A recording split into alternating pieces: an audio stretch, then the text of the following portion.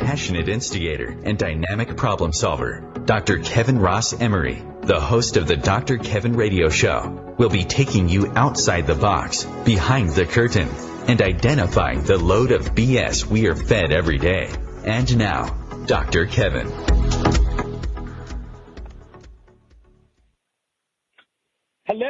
Hello, and welcome to the last Thursday of the first Thursday of the month for 2019. And as always, on a first Thursday of the month here in the Dr. Kevin Show, we have none other than Matt Connarton and I, as we are kind of tapping gently, ever so gently, on Matt's show, Matt Connarton Unleashed, from 4 to 6, Monday through Friday at WMNH 95.3, or you can go to IPMNation.com and listen to his drive time show. But Matt comes here once a month to fill us in on the political shenanigans of the world. We know many of you think of Dr. Kevin's show as a spiritual show, and it is a spiritual show. And if anything, politics has become quite spirited indeed. In fact, one might almost say that they're a nightmare, or they're haunting us. And everything from scary, crazy clowns, like the White House, to, the telling of tall tales, which is basically the way that we now refer to the GOP party. But Matt is here to kind of fill us in, have some discussions, talk about things right here on the Dr. Kevin Show. If you'd like to be part of this conversation here on the Dr. Kevin Show, here on OMTimes, where we're changing the world, wait for it, one ohm at a time, then you can call us in because we're a live call-in show. It's 202-570-7057. That's 202-570-7057. You can weigh in, you can ask questions, you can do whatever you want as long as you keep it respectful. That's all we ask here on the Dr. Kevin Show, is that we like to keep it respectful. So without further ado, we will bring on Mr. Connarton and see what news he's shaken out of this terribly boring political cycle we have going on right now in the United States of America. I mean, it's putting half the world to sleep, while the other half are laughing hysterically and pointing their fingers at us. Matt, welcome. How are you? Hey, good. How are you? Oh, I'm just, we used to say full of something in vinegar, but I don't know if I can say that on air or not, but, Oh. Vim and vigor, Oh, there you go. Yes. Yes. Vim and vigor instead of and vinegar. Sure. Either one would work. So, right. We have some interesting times going on, and I'm excited. And also, before we get too far into the show, for the rest of the month, our penitence, our atonement for tonight's show, so to speak, is going to be our next 3 Thursdays. Will be with Lori Powers Otto and myself, and we are doing nothing but sharing inspirational, motivational, real-life stories to spread a little love and joy through the rest of the holiday season. So tonight, we can be wild and woolly. We can say what we think about the shenanigans going on in Washington, D.C., but for the rest of the month, we're going to be all warm and fuzzy, inspiring and motivating, and there's nobody better to do that with than Lori Powers Otto. So I do want to mention that. Do plan on joining us for the rest. But, Matt, so, update. What's going on? What do you think? Any new news? Well, the House is going to move forward with articles of impeachment, and Pelosi did speak today about that, and then it will go to the Senate, and they will acquit him, and that'll be it. Did you happen to see the clip of somebody asking Pelosi if she hated the president? Oh, I saw something about that while I was on the air. That popped up on one of the news sites, but I didn't get a chance to actually look at that. Yeah, it was kind of interesting because, she announced the thing, and the reporter said, and to be fair to the reporter, he's like, it said that, this is all just happening because the Democrats hate Trump. Do you think that's true? He didn't actually say you hate Trump, but there was kind of an inferred, like, is this really what's going on? And Pelosi stopped dead in her tracks, turned around and looked and said, I don't hate anyone. I was raised Catholic. I love everybody. She goes, I don't hate anyone. And then she went through the list of why. It didn't have to do with this or this or this. She goes, that's all about the election. The election will decide those matters. This is about he betrayed his oath of office to the American people. And she went at him and did a mic drop and walked out. You should watch the clip. It's Wow. interesting. Yeah. Yeah, I'll check that out. So of course Trump immediately hopped on and made some kind of comment about, she needed to be praying for herself or he didn't need her prayers or whatever. That may be true. I don't know. But so it's that cut and dried. They're going to impeach him. The Senate's going to acquit him. No new stuff is going to come out. And then we're going to go on as business as usual. Well, I mean, it seems like they're trying to get this done and wrapped up. I mean, the Democrats are in a terrible position because, this is such a distraction from the campaign, the campaigns that are being waged. And, in the end, it may help Trump. It may help him with his base. I mean, when Bill Clinton was impeached, it ended up boosting his approval ratings because people felt a lot of sympathy for him.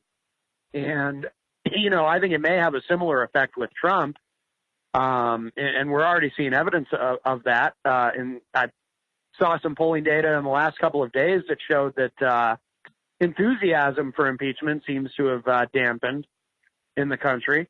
And I just don't think, I don't think in the end it's going to make any difference. And if they get this, I mean, I understand, and I understand why Pelosi at a certain point had no choice. And I don't tend to have a lot of sympathy for her, but I did have some sympathy for her in this because, she kept resisting going forward with impeachment because she knows how this plays out. She knows where it ends up. But one thing that we've seen during these hearings is Republicans are unmoved by anything that they hear from these witnesses. They are unmoved. They are not budging at all.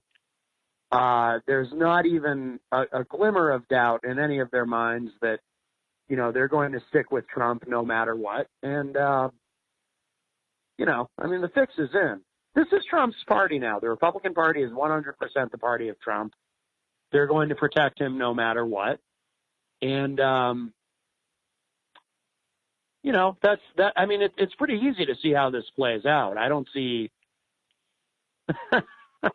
I mean, and don't get me wrong. I'm not arguing that he shouldn't be impeached and removed. He should be. But I would have done it before any of this, before Ukraine. I mean, there's 12 examples in the Mueller report of obstruction of justice. He should have been impeached and removed for that. But again, you end up in the same place no matter what you do. So, yeah, I mean, that's my prediction. So now what do you think about this stuff coming out about Nunes and that he was messing in the whole Ukraine thing?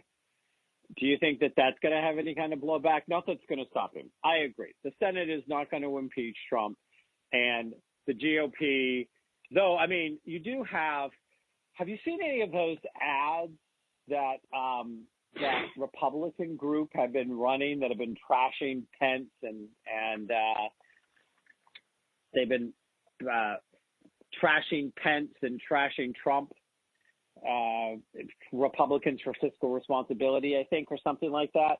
And they take these ads out on like Fox and Friends and other places, basically trashing Trump and a group of Republicans. You know what I'm talking about?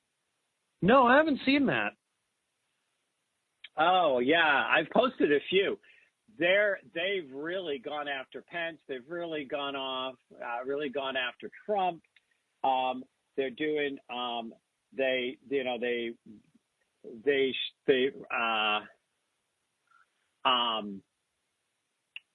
and they point out where they actually are looking at. I mean, they've basically come out and said that he should be impeached, and this is a Republican group.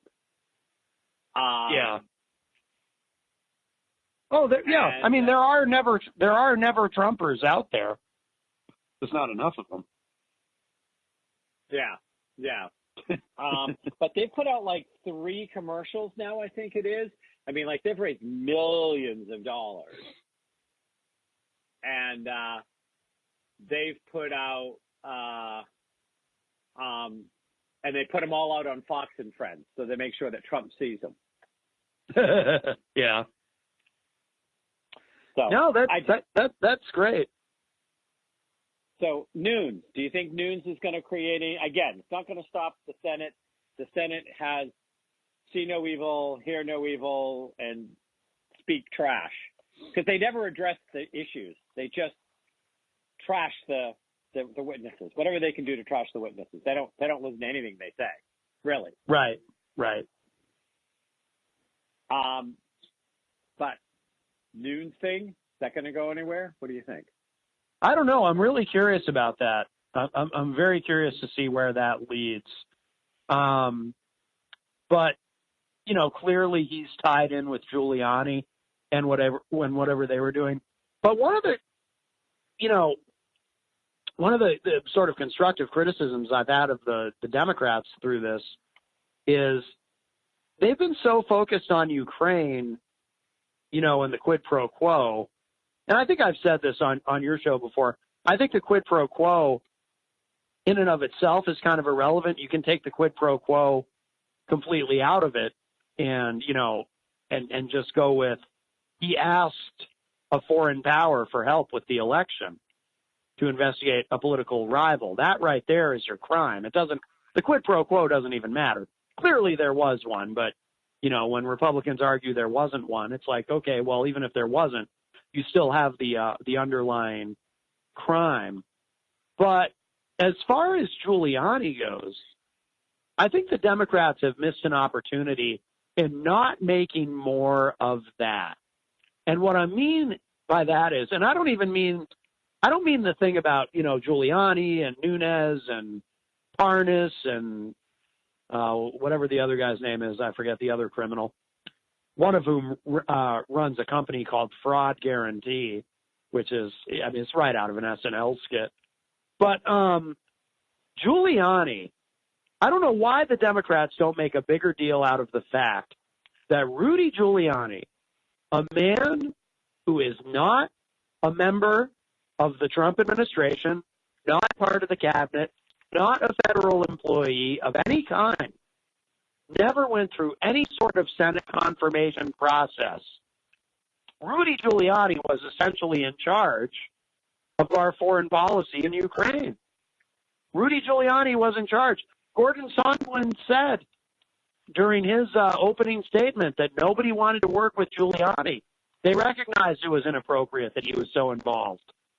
And Trump, we're supposed to have 3 co-equal branches of government, and Trump circumvented the legislative branch by putting Giuliani in charge.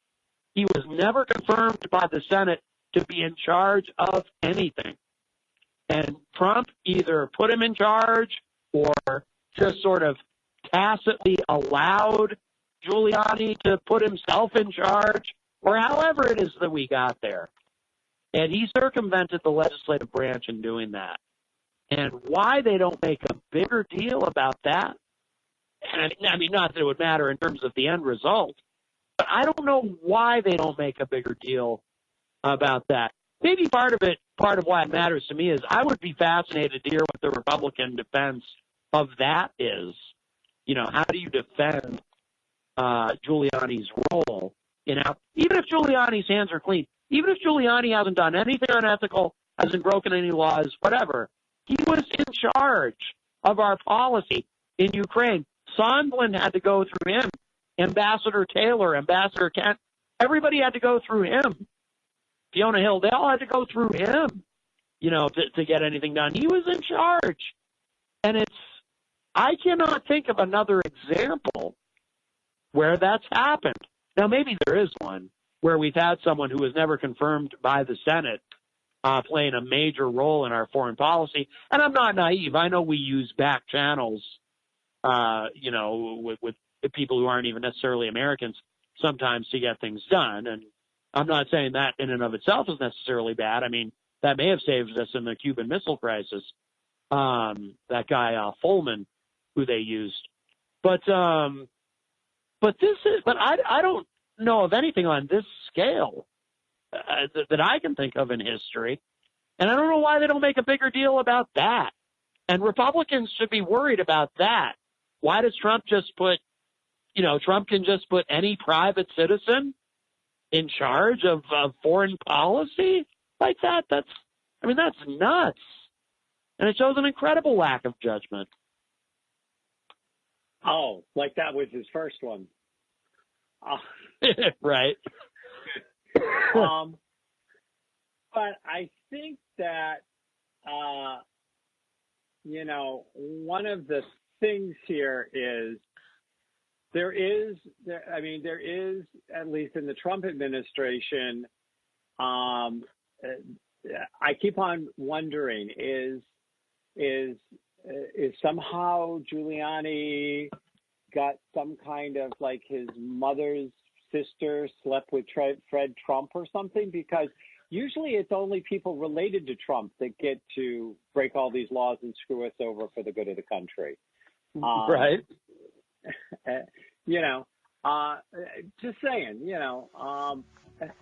but, and we'll be right back here on the Dr. Kevin Show on the first Thursday of the month with Matt Connarton.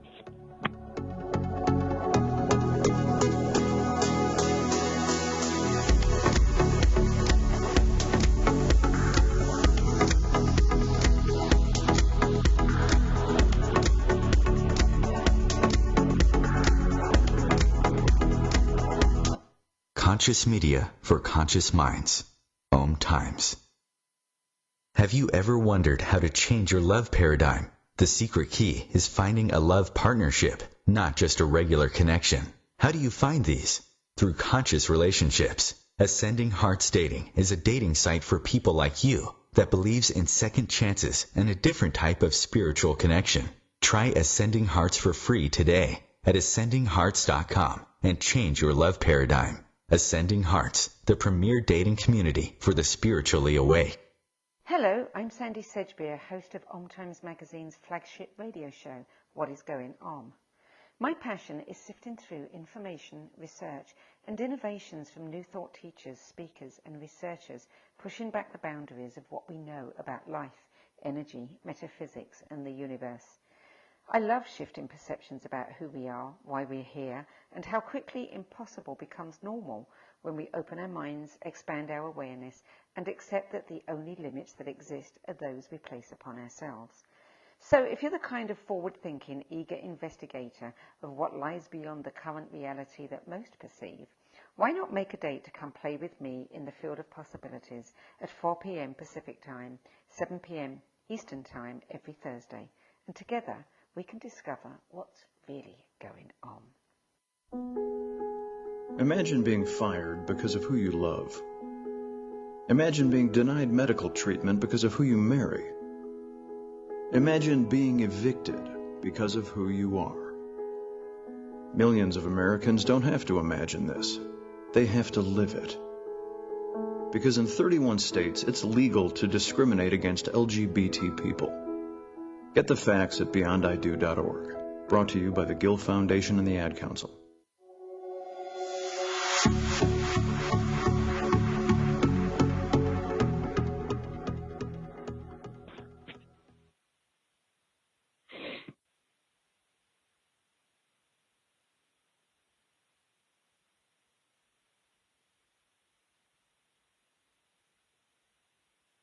Hello, hello, hello, and welcome back to the Dr. Kevin Show. Yes, that was my fault. I put it on mute because I was coughing and sneezing. I think I got somebody's flu. I started going, and I was like, oh, I'm going to mute that. I don't want it to come across. So anyways, I'm sorry. We're back here with Matt Connarton, the only healthy one in the group tonight. Barely. barely, yeah. You can't get sick till the show's over. Right. Okay, so let's shift it out of, we're going to say, I agree with you. I don't know why they're not going after Giuliani more. I think that Giuliani is going to get dragged into something. And then the question will be, how quickly will Trump pardon him? Because we know he's committed crimes. It's all over the place. But the thing of it is, he talks about having insurance on Trump. What a great moment. Yeah. Trump does to some degree seem as if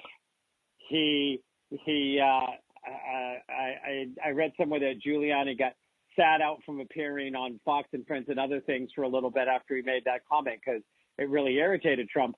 But on the other hand, Trump didn't fire him, which is a normal Trump move. Yeah. Just losing it and being like, I'm done. And, and of course he's outright lied that, he didn't even, he never told Rudy to get involved with the Ukraine. Rudy kind of did it on his own. Which, we have several witnesses, testifying to the fact that that's a lie. Yeah, of course. But at some point, somebody's going to go after Rudy. The state of New York, somebody's going to go after him. And, he's up to his eyeballs. And maybe Pelosi just thought it was a distraction to try to get focus too much in on Giuliani at this point. I don't know. If they had tried to impeach Trump for obstruction of justice and the Mueller report and it had failed, the death had failed now, do you think it would have had less of an effect on this election? Would they have been smarter? Should they have seen the fact that the more crime they let him get away with, the more crime he commits? Did they not realize that he was just going to get worse?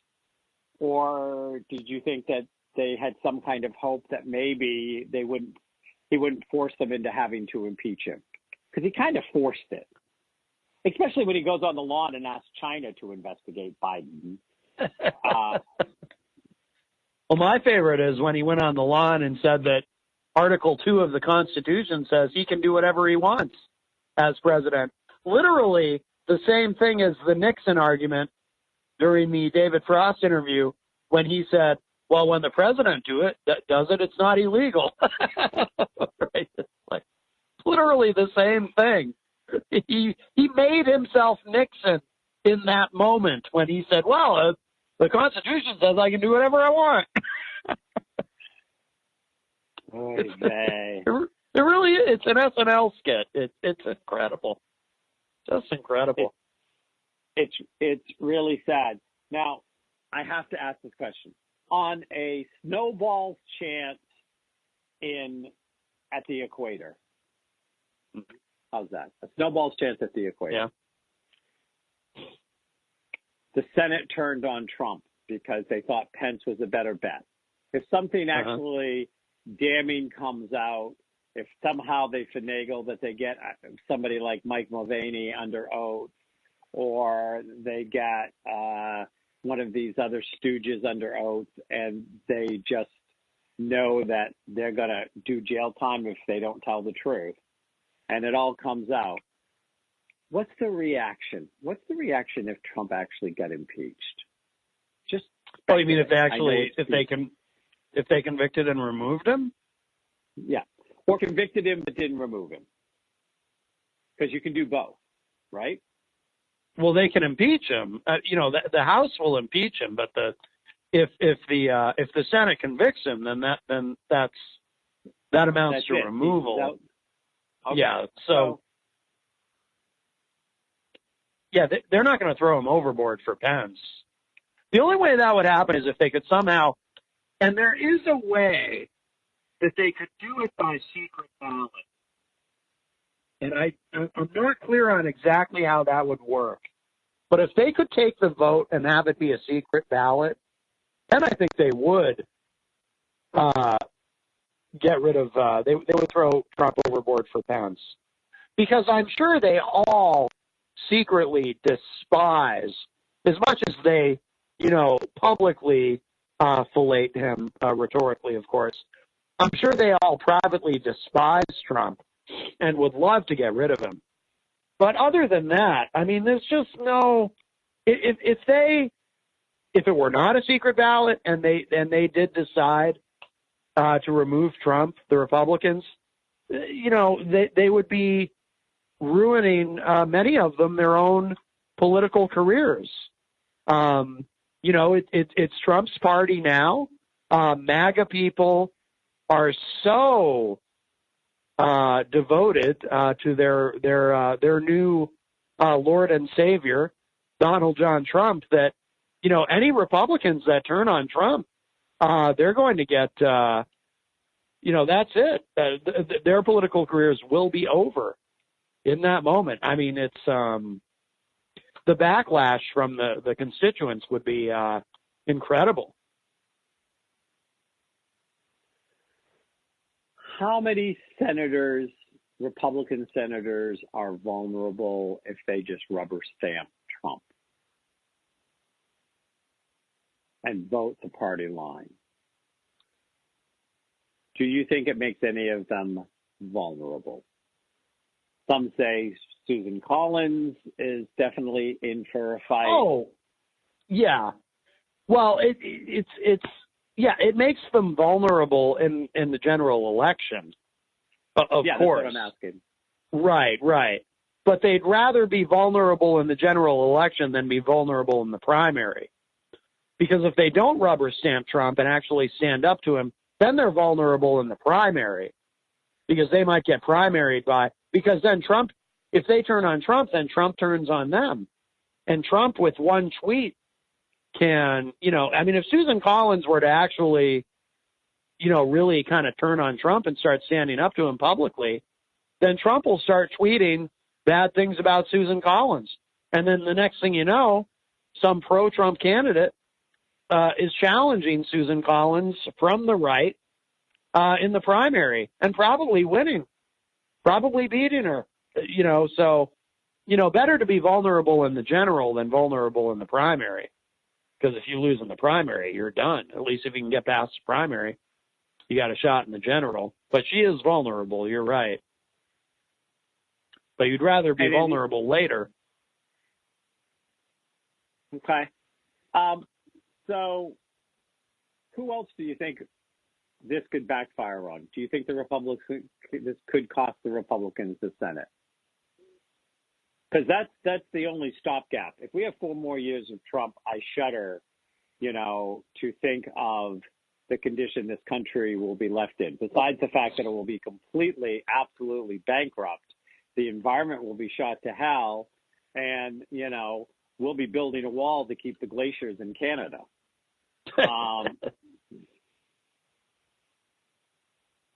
And Canada will pay for it. Oh, yeah. There's good. So who else do you think is vulnerable? Do you know anybody off the top of your head that you go, and do you think that the Senate could switch over this? Is there any silver linings here? Not really. My prediction stands. I do believe that Trump will win a second term. Because, like I said, I think this impeachment thing, while the Democrats had to do it and would have been derelict in their duty not going forward with it, because you have to hold the president accountable, but I do think it will ultimately backfire, unfortunately.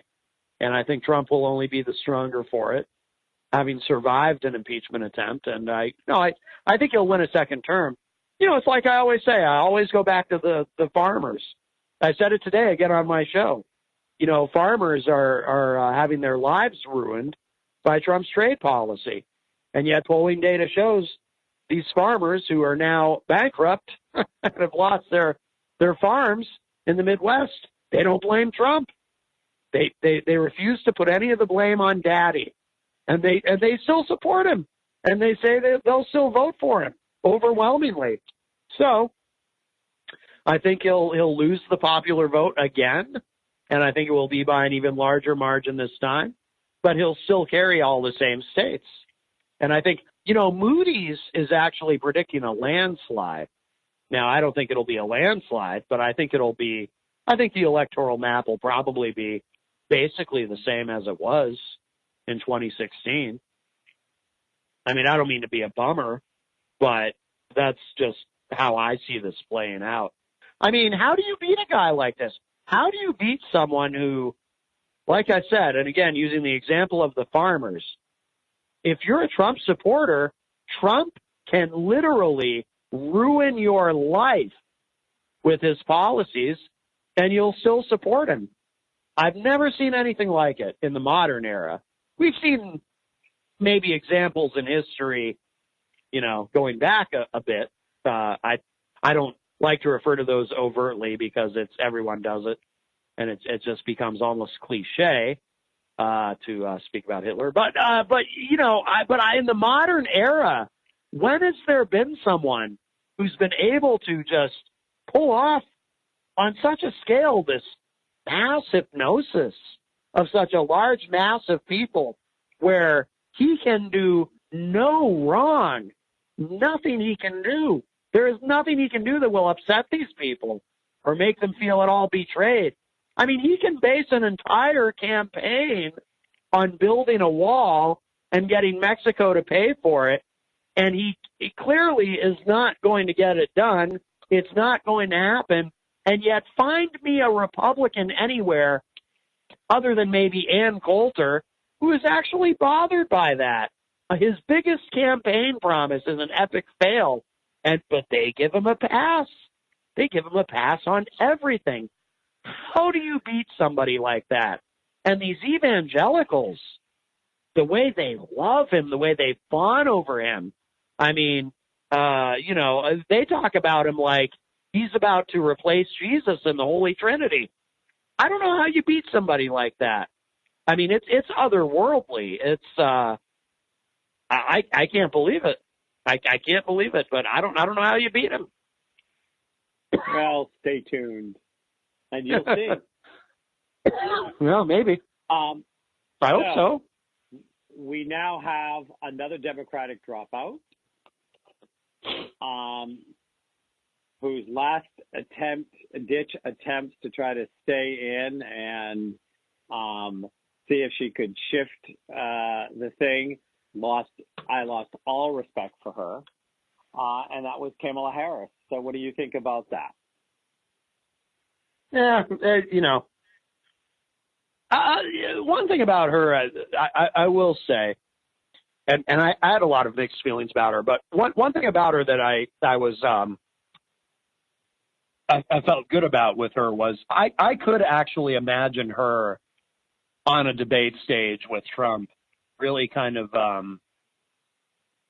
like I worry about somebody like Biden, but Kamala, I could imagine her on a debate stage with Trump, really kind of handing him his ass.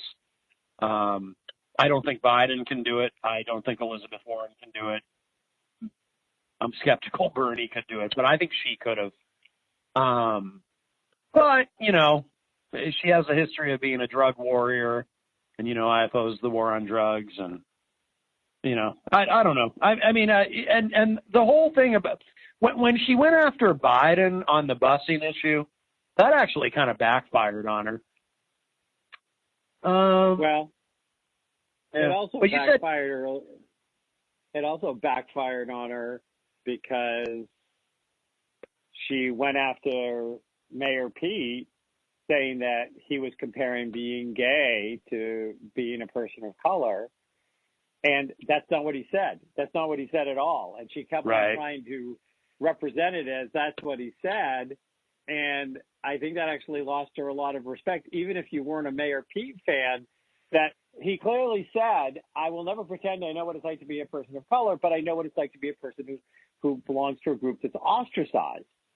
Right. So how does that turn into you're comparing being gay to being black? Right. That desperate attempt of hers to go and see if she could build support on that. I was just like, okay, yeah, you know what? I was not a big fan at first. I mean, I've never been a really big Kamala fan, but it all went out the window then, because it's like, what are you doing? Taking a page out of the Trump playbook? Don't do that. Well, but there was a pattern with her, though, in that regard. And again, I'll bring up the busing thing with Biden. Taking his opposition to busing, which isn't even entirely accurate. It was much more nuanced than that. And, of course, during a debate format, these very complicated and nuanced issues get reduced to sound bites because that's what happens in a debate, and that's just how it works. But, her trying to take that and at one point actually saying to him, look, I don't believe you're racist, but, and then essentially trying to build a case there on the spot for why he actually is racist, there's a pattern there. That was her strategy, Well, and it's interesting because Biden was actually beating her with black voters in all the polling data I saw. Yeah, that's true. She was, her, Cory Booker, and Mayor Pete were all like at 1%, 2%, 3% of black voters. They were all less than 5%. And Biden was in the 30 percentile. At least the ones I saw. So we're going to be right back and talking about what's going on in the political world today here on the Dr. Kevin Show. Don't hesitate to join the conversation at 202-570-7057.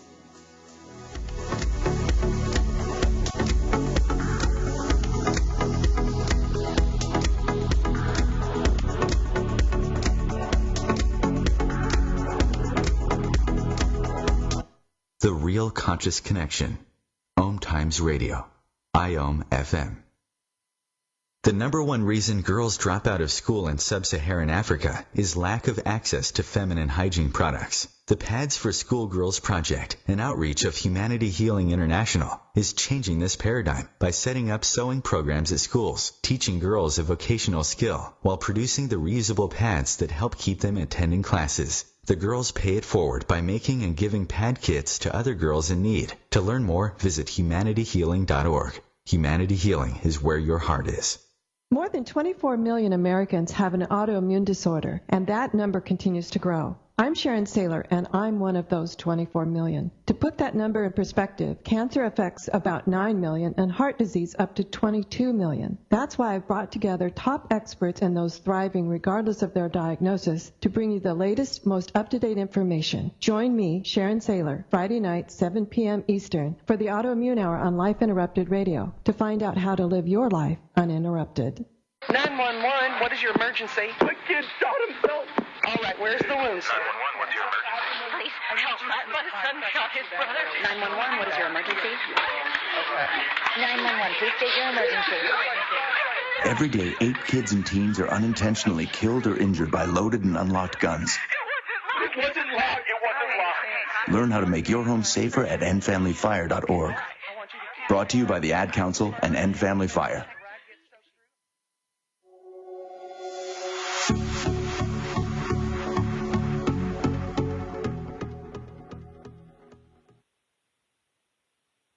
Hello, and welcome back to the last segment on the first Thursday of the month. That is the last first Thursday of the month of 2019.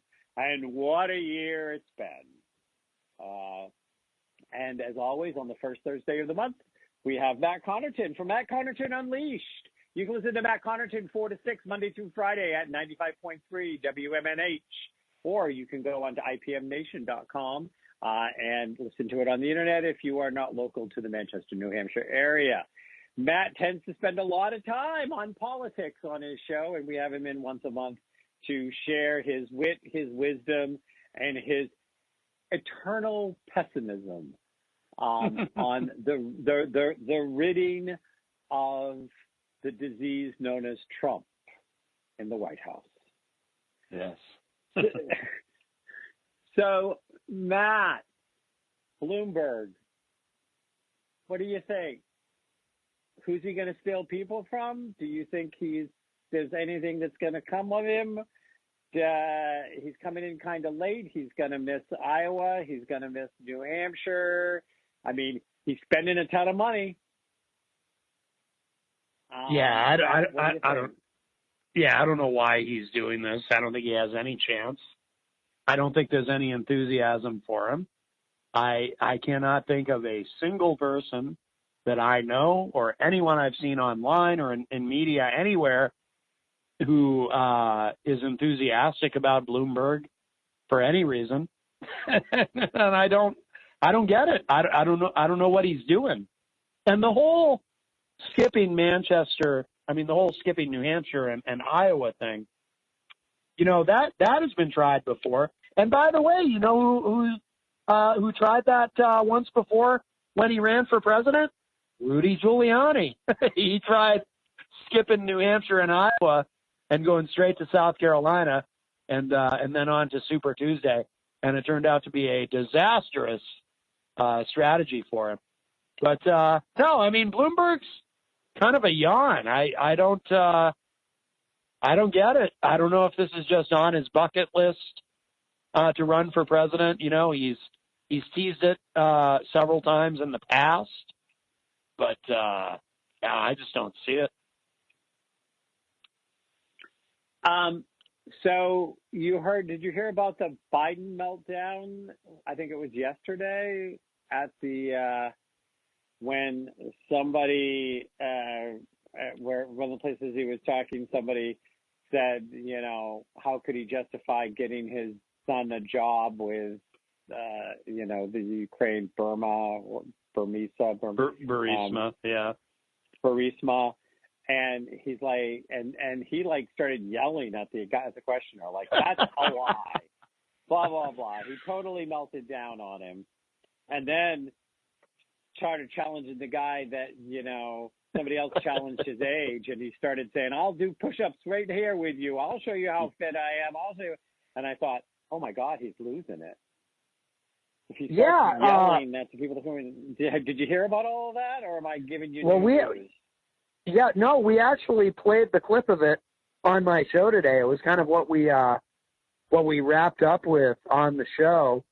And I was commenting on how I've seen testy exchanges with candidates and people at these rallies and sometimes the people are plants from an opposing campaign or whatever.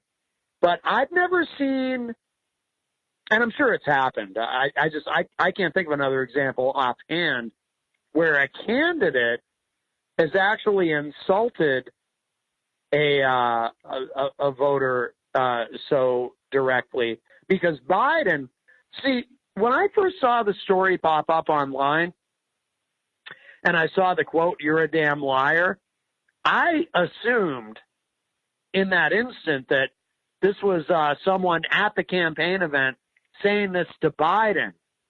And then I watched the video and I'm like, oh no, Biden's actually calling this guy that. He's actually saying to this guy, "You're a damn liar." And I was like, whoa, I don't think I've ever seen that before.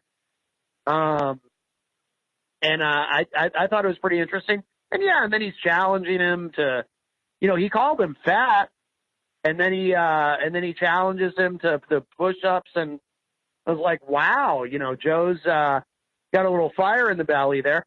Not necessarily a bad thing. I mean, it was kind of a raw, real moment, which is refreshing in a sense. And, maybe Biden feels like he has to show a little more aggression, if he, because like I said earlier, I mentioned it, I worry about Biden on a debate stage with Trump. You know, Biden is older.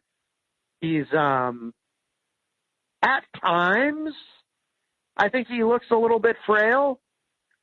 You know, and Trump, I mean, for all of his faults, I will say this. For a guy who, what is he, 72? There's nothing frail about him, you know, and he I don't know. I think he's a young 72, maybe not mentally, but I don't know if he ever, you know, was mentally healthy, but, you know, physically, I mean, he seems like, I don't want to say healthy, but you know what I'm saying. Like, there's nothing frail about him. And he must have good as well. Right. And he must have good genetics because to have made it to 72 and eat allegedly a steady diet of fast food and not have colon cancer, he clearly there's something good in his genes. But maybe Biden feels like he's got to show some aggression to reassure people that he can hang with Trump on a debate stage while Trump is just hurling insults at him and calling him Sleepy Joe and whatever else, all that stuff that the MAGA people love, all that stuff. Because Trump's going to run the exact same play, the exact same program mentally and rhetorically that he did with Hillary. He's going to do the exact same thing with Biden.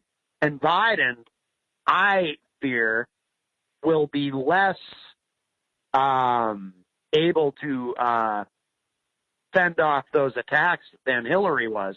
Because Biden, you watch Biden in these debates, and sometimes he kind of gets stuck and he misspeaks, and he doesn't seem as quick as he used to be. And you know, I think Trump might just run right over him. So maybe Biden's trying to be a little more aggressive, and he kind of showed that with that guy. I don't know. You know. So Bloomberg ain't going nowhere. Deval Patrick. I don't even think most people know that he declared. So let's see how that one's going. Of the people you have seen debate that are left, who do you think could best stand up to Trump on a debate stage? I can imagine Mayor Pete doing it because I think his strategy would be, you know, to just not give in to the bully. You know, like, you know, Trump will be trying to bully him, and I think Mayor Pete, I can imagine just kind of being above it all, you know, and just and you know, the young guy looking like the mature one, you know, next to the old guy who's actually very immature. So I can imagine Mayor Pete doing that very well. Plus, I don't think Mayor Pete can be rattled. Maybe Elizabeth Warren can hang with Trump. I mean, she'd probably have to play it the same way Mayor Pete does. You know, I mean, she's obviously and I'm afraid that she won't. I think she's going to get sucked into the ire. I don't think she's as emotionally. I don't think she's as emotionally stable as Mayor Pete is. Yeah, I mean Bloomberg. You know, even though he's not going anywhere, I think Bloomberg at least would be able to hang with Trump in the sense that, you know, he can stand there and say, "Look, I'm an actual, genuine, real billionaire, and I have the tax returns to prove it, and you can look at them."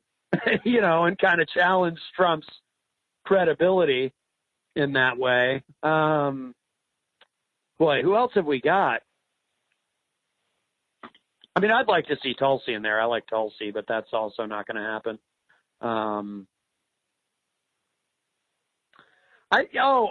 Cory Booker.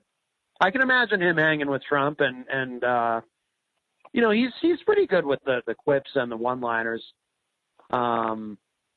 I don't think he has any chance, but I can imagine him in that spot.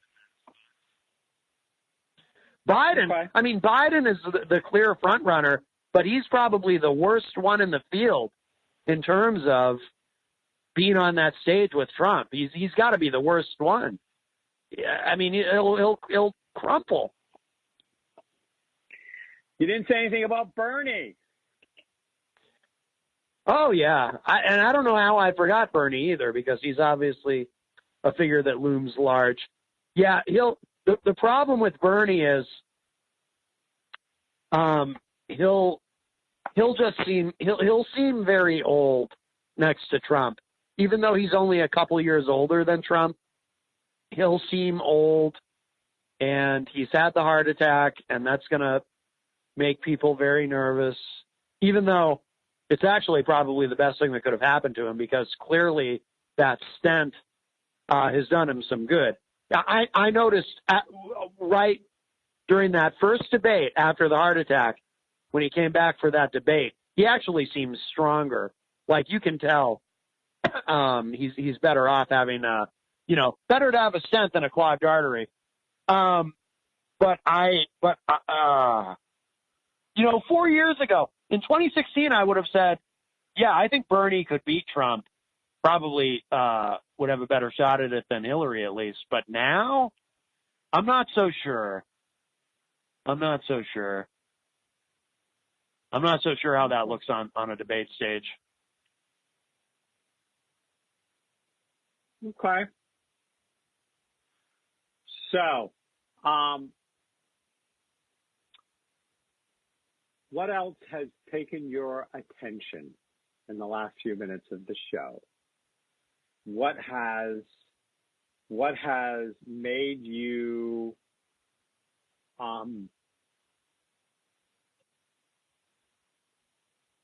sit up and take notice? Wow. Well,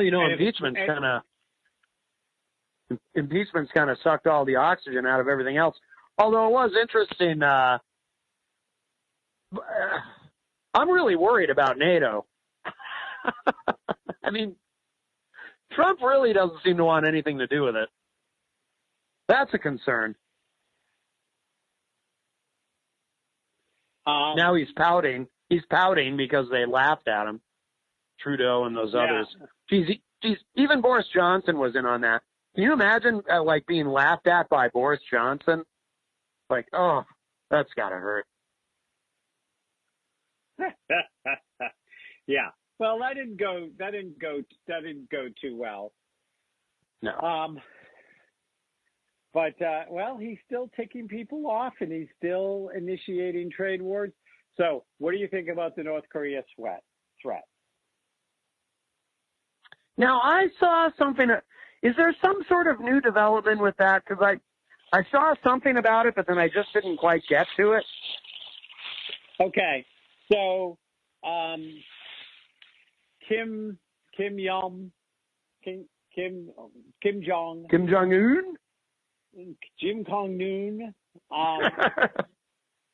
threatened that the U.S. was going to get a Christmas gift from North Korea because of something that Trump said or did that he felt like Trump was saying that he had played him, or that there was something that Trump did, big surprise, and but all I know is he threatened that the U.S. would U.S. would get a Christmas gift from North Korea. Oh, maybe they'll have another Twitter fight.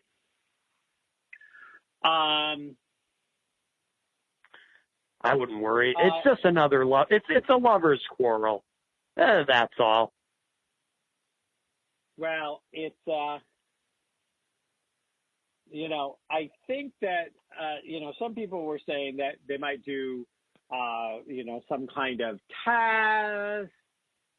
They might do some kind of muscle testing. 15 hours ago, North Korea will send a Christmas gift to the United States, but what that is, what the present contains will depend on the outcome of the ongoing talks between Washington and Pyongyang, a top official has warned. So he's threatening Trump. Now that's going to go over well. The ominous comments, which some have interpreted as a sign that North Korea could resume long-distance missile testing, comes as the clock ticks close to the country's self-imposed end-of-the-year deadline for nuclear negotiations with the Trump administration. and that they're in a rut. So he is threatening something. So I got one last question because we're almost out of time. Yes. You and I are both pretty clear. We're in agreement that Trump's a narcissist. I mean, he's. Oh, yes. You could put his picture in. A narcissist can never, ever be seen as in some way, shape, or form wrong or whatever. You know, right. They always have to be right. Everything has to get spun. Do you think that the fact that even though he's not going to get thrown out by the Senate, will impeachment be enough to set him over the edge and have him do something really stupid? Oh, no. Okay. No, he'll welcome it. Oh. Okay. Nope, he welcomes it. So it should be an interesting month, and I look forward to speaking to you at the beginning of January. Matt, absolutely. As always, thanks for being on, and you have a Merry Christmas, and send my love to Miss Jenny. You got it. Thank you, Dr. Kevin. Thanks, everybody. Bye. Bye-bye.